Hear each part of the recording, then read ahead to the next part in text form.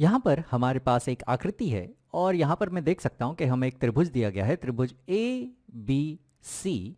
और इस त्रिभुज में जो भुजा सी ए है और जो भुजा सी बी है वो हमें यहाँ बराबर दी गई है।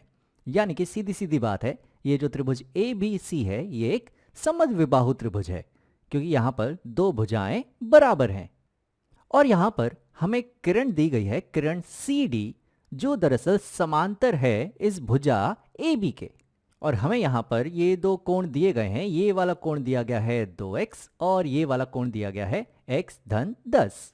चलो पता करते हैं कि ये x क्या होगा। अब यहाँ पर मेरा ध्यान सबसे पहले समद्विबाहु त्रिभुज पे जाता है। यहाँ पर ये वाली भुजा और ये वाली भुजा अगर समान है तो सीधी सी बात है कि ये वाला कोण और ये वाला कोण समान होंगे समद्विबाहु त्रिभुज के द्वारा। अब यहाँ पर हमें ये दोनों ही कोण का पता नहीं है, तो चलो देखते हैं अब हमें और क्या दिया है। तो हमें दिया था कि ये जो ए बी है ये समांतर है सी डी के। तो समझो यहाँ पर मैं ये एक पूरी रेखा बनाता हूँ, तो ये हो जाएगी हमारी एक रेखा, और ये वाली जो रेखा है ये दरअसल समांतर है इस ए बी के। चलो यहाँ पर भी मैं एक रेखा बना लेता हूँ, तो ये हो जाएगी हमारी एक रेखा यहाँ पर जो इस रेखा के समांतर है। तो यहाँ पर हमारे पास दो रेखाएं हैं जो आपस में समांतर है, और इनके बीच में अगर हम सी बी को देखें तो सी बी कहलाएगी तिर्यक छेदी रेखा। तो यहाँ पर जो ये तिर्यक छेदी रेखा हो जाएगी जो है सी बी, ये इन दोनों समांतर रेखाओं की एक तिर्यक छेदी रेखा है। तो संगत कोण के द्वारा यहाँ पर मुझे दिख रहा है कि ये वाला जो कोण है, ये हरा वाला कोण x धन 10, ये दरअसल बराबर होगा ये वाले कोण के, क्योंकि ये दोनों कोण होंगे संगत कोण। तो ये वाला कोण अगर x धन 10 है तो सीधी सी बात है कि ये वाला जो कोण है ये भी होगा x धन 10 संगत कोण के द्वारा। अब ये वाला कोण और ये वाला कोण, ये दोनों कोण तो ऊर्ध्वाधर शीर्ष कोण है, तो ये दोनों भी समान होंगे। तो ये वाला कोण अगर x धन 10 है तो ये वाला कोण भी यहाँ पर x धन 10 होगा।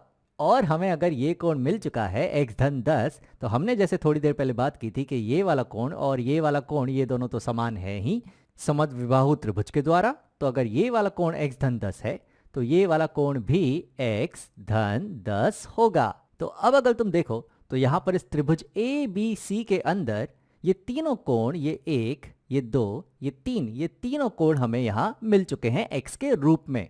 और हम जानते हैं कि किसी भी त्रिभुज के तीनों कोणों को अगर हम मिला दें तो हमें मिलता है 180 डिग्री। तो चलो उसके द्वारा हम इस x का मान निकालने की कोशिश करते हैं। तो यहाँ पर इन तीनों कोणों को मैं जोड़ देता हूँ, तो हमारे पास है यहाँ पर 2x धन x धन 10 और एक और है हमारे पास x धन 10। और इन तीनों कोणों को जोड़ के हमें यहाँ पर ये उत्तर मिलेगा बराबर 180 के। अब चलो इस समीकरण को हल करके x का मान निकालते हैं।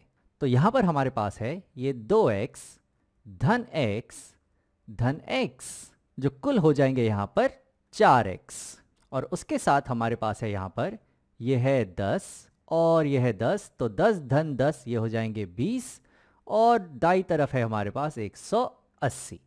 अब अगर दोनों तरफ में 20 से घटाऊंगा तो यहाँ तो 20 कट जाएगा और यहाँ आ जाएगा 180 ऋण 20 जो होगा 160। तो हमें मिलेगा कि जो 4x है वो बराबर है 160 के। अब अगर मैं दोनों तरफ 4 से विभाजित कर दूं तो यहाँ पर मैं 4 से विभाजित करता हूँ और यहाँ पर भी मैं 4 से विभाजित करता हूँ। तो यहाँ पर 4x बटा 4 ये हमें मिलेगा x जो बराबर होगा 160 बटा 4 के, जो होगा 40।